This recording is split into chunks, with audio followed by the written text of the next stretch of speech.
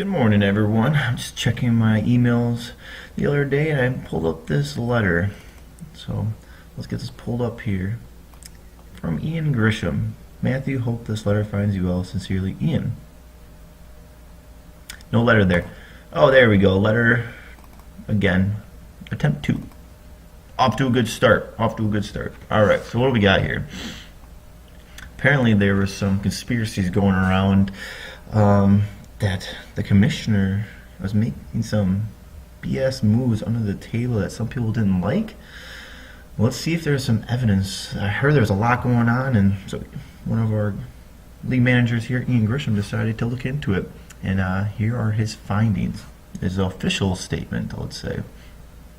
So, to the desk of Commissioner Christensen. I would like to start by saying it's been an honor being part of this league the past 7 years. I've enjoyed some success winning 3 titles over the duration of our league, including a string of 3 out of 4 from 2013 to 2016. Congrats. There was even a point where I had a brief 1-year stint as the commissioner prior to your reign, but decided it was best to resign due to winning the league that year. Humble brag. As a commissioner, I felt we could not have any risk of scandal or perceived corruption in our great league. Unfortunately, there has not been the same consistency under the new management. Prior to the 2017 season, there started to be some unrest among managers in the league, dating back to setting an official draft date. I have reason to believe the league commissioner knew when the draft was going to be the entire time, but kept switching around the draft dates as a strategy to mess with the sake of other league managers. One in particular, Casey Bedwell, was unable to draft because he was at the Packer game that day. This may not seem like a huge deal at the time, but was the beginning of unjust treatment. Throughout the 2017 season, the commissioner implemented tactics such as weekly power rankings that became very appealing and sought out by league managers. This ended up having the commissioner reach the highest approval ratings he had year to date. These rankings did not have had quite a bit of bias, though. For instance, this year, after being the lowest scoring team in the playoffs, Commissioner Christensen placed his own team higher in the end-year power rankings than other team with identical record. More points scored and coming off an upset in the final week of the year to secure a playoff spot. When I spoke to this manager in a private interview, the source told me that how the fuck is Matt higher than me? He's the lowest scoring team in the league. Although the manager wished to remain unnamed, let's do a quick blind test. Below are 2 anonymous teams. What does the eye test tell you about performance, Commissioner Christensen? Team A and Team B, if we look, it's pretty identical. Not much going on there. Alright, pretty even resumes on paper, as you can see, but nevertheless, he chose to put himself on top. So moving forward, let's see here. In an interview with another league manager who has a very compelling story, this dates back to the 2017-18 season. Commissioner Christensen did not want a female to hold a position as league manager in the 21st century. We as society strive to have equality among all genders. Even the National Football League has accepted females within the league as both officials and coaches. However, rather than accepting and appointing Andy Pollock with her own franchise, Commissioner Christensen attempted to turn the other way. When speaking with Andy this week, she had this to say. Maybe he didn't want me in the league because he was scared. He knew I'd beat him. What this sounds like to me is an act of discrimination. After a league vote went out, Andy was ultimately allowed to participate in the league and now has one of the top teams. Alright, another area with some question is the keeper league rule that Commissioner Christensen came up with out of nowhere. We have reason to believe that you colluded with Robert Kraft this offseason and knew that they were going to make a trade for Josh Gordon. This ended up working in your favor in multiple ways. First, it led to a receiver who was suspended for years being traded to one of the top teams in the NFL. Not only was this enough for you, but then you take this player that was already received through collusion and turn it into a player, Mark Cooper. There's also little evidence that there was some collusion involved with a fire sale going on in Oakland and you. Okay. One last instance of abuse of power by you, Commissioner Christensen, occurred recently prior to the trade deadline. Attempting to better his team as many others in the league were, the commissioner approved a trade with Nick Mandel without anyone being able to sit on it for 24 hours. When I spoke to Commissioner Christensen, he had told me that it was an accident and only one vote had vetoed it anyways. I dug into the situation a bit deeper and had the following text to show from that league manager. Text between Nick and Ian. Ian asks if Matt has ever made you feel pressure to do a trade in fantasy. Yes, actually. Can you describe in detail for what he did? Did he abuse his commissioner power? Nick says, a few weeks ago when everyone vetoed my trade with him, he made me feel very uncomfortable. Go on, Ian says. Nick continues, he offered a weak trade for Antonio Brown but promised me that I would receive 2 first-round picks that next year, but he didn't accept the trade. If I didn't accept the trade, he made a threat that I did take kindly to. It seems like abusive power.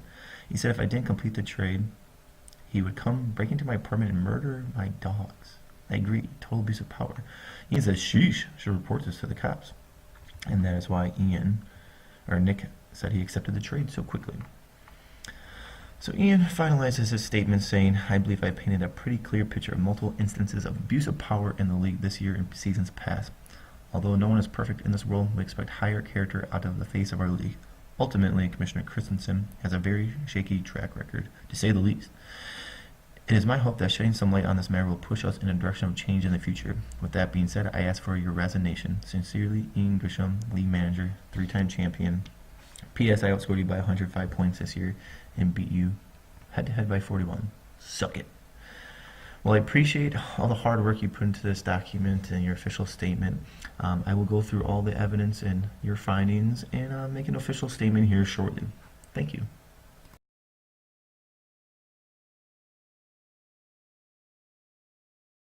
Welcome back to my office. It's been a busy morning. I want to make my official statement regarding the evidence that Ian has against me, asking me to resign for whatever reason that is. He's got some personal issues, I guess, but let's dig into this a little bit. So we'll start where Ian won 3 titles. Congratulations. No one gives a fuck. We'll go back a little bit here now to Casey not being able to draft his own team last year because he was at a Packers game that day. Pretty sure that was preseason. Gotta make time.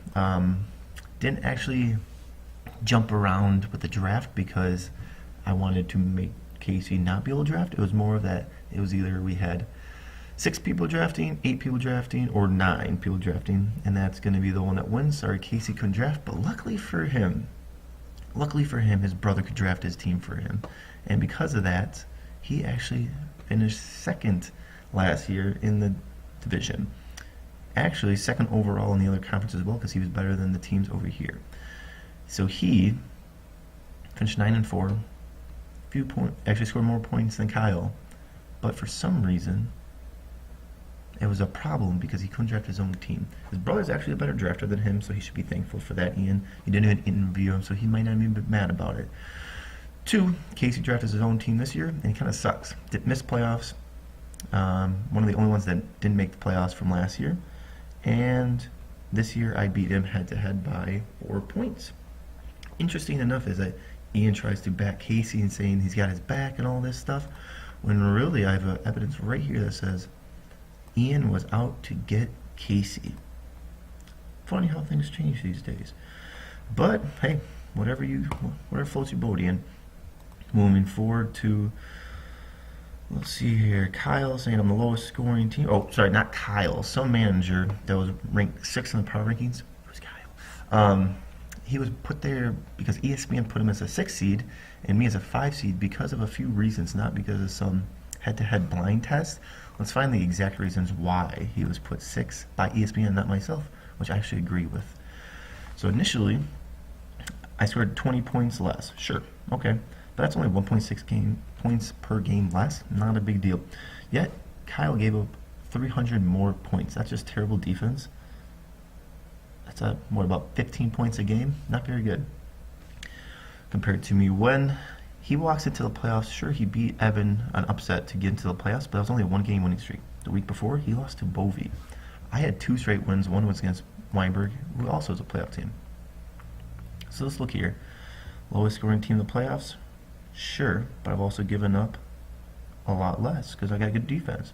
So head-to-head against Kyle, I actually smoked him by 80, so that probably would put me ahead of him in the power rankings.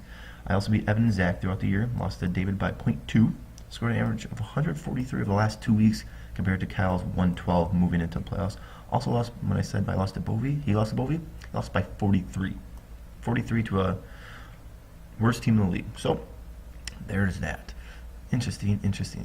Let's move forward just a bit here. So next up, he says Andy Pollock was not allowed to have her own franchise because she, as he quotes, she says, maybe he didn't want me in the league because he was scared. He knew I'd beat him. I don't recall that's what happened. I think there was actually a lot more that went into it when we both had a mutual friend. We're not going to name names, but she was a bitch.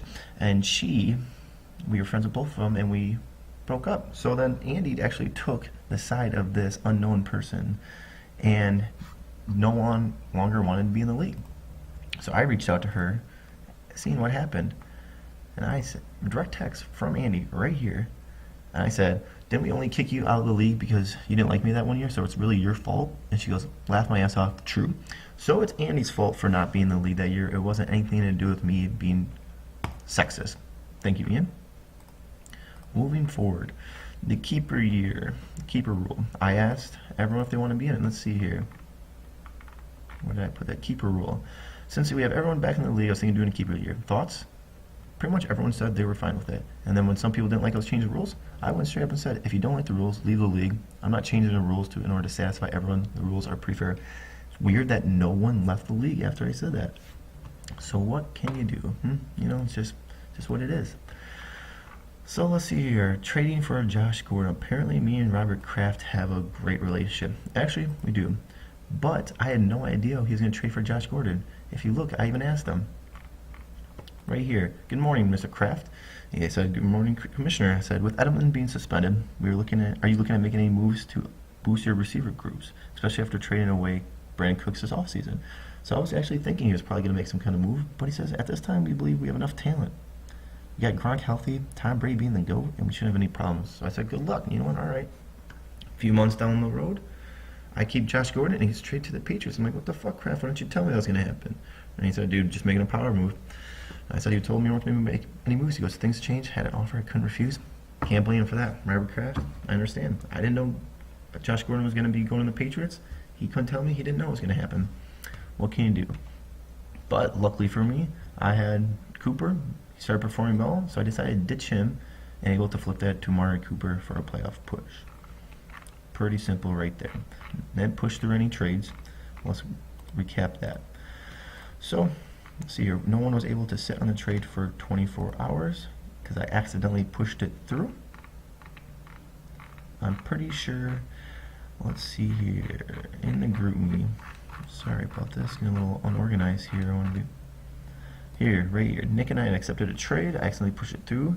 If you want to veto it, let me know. I had Amari Cooper for Josh Gordon straight up. If it gets 4 vetoes, I'll switch back. One veto from Joe. Besides that, no one else said anything. So, it went through. Bam. What can you do about that? What can you do? Alright, what else we got here, Ian? What else we got here? Oh yeah, this weird text between you and Nick about me forcing him to do a trade, otherwise I'm going to murder his dogs. I have 2 dogs myself. I don't think I'm going to be murdering any dogs. Well, let's go into this trade, because it looks like I forced him to do that. Originally, let's go. Nick was never forced to do any trades. Nick is actually showing in this conversation offering up Antonio Brown and was okay with it. There is no first round picks offered. I wouldn't keep Brown, and no statement of Marine dogs in here. He goes, Ebron and Josh Gordon for Brown. I was like, yes. He said, no way. I was like, how? He's like, I need him for next year. So I said, you can always draft him next year because I'm not going to keep him. I'll keep Odell Beckham. He goes, I'm saving this. I remember everything. That's when he approved the trade. Everyone all vetoed it. They freaked out.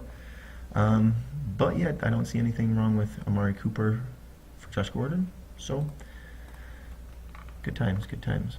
What else we got here? Oh, let's see. You know what? Just because I didn't think you gave me enough, I'm going to go into a little more here, more detail.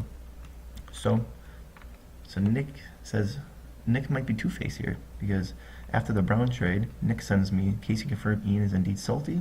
There's a conversation that Nick sent me between Ian and Nick. Ian says he is pretty much salty. And that Nick's like, what's going on, bro? You got to talk it through. And Nick texts me, says, who gets mad over fantasy football? Wow. Wow, Ian, who gets mad over fantasy football? So Ian conducts this interview showing that he's backing Ian, but Nick's talking shit about him as well. Ian, maybe you should look into your own self a little bit here.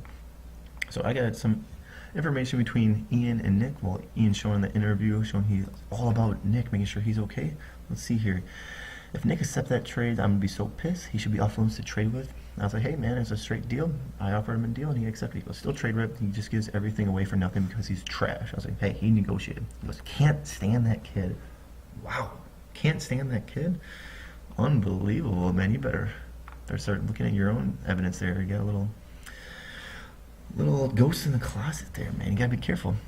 And because there was one more trade this year that some people didn't like, I offered up a trade right away.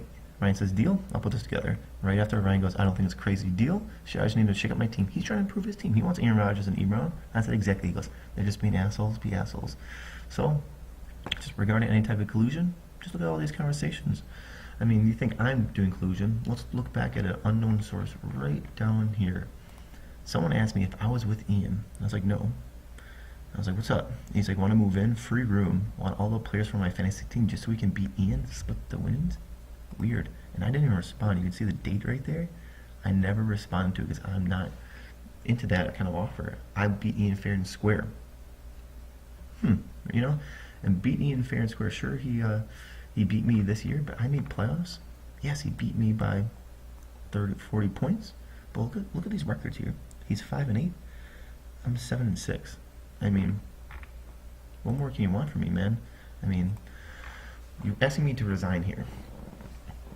But there's really no evidence there that I did anything wrong. Everything you tried, I've shown that I did everything by the book. Sure, some things might seem iffy, but, I mean, I have conversations to back everything I did this year. You have fake interviews, making up quotes between people. So I don't know what you want from me here. I think, if anything, you either leave the league or we let this all go. So what will it be? League manager, 3-time champion Ian missing playoffs for the second straight year? I don't know. Well, so in conclusion, I will not resign. I'm always going to be here. I'm not fucking leaving. I'm not fucking leaving.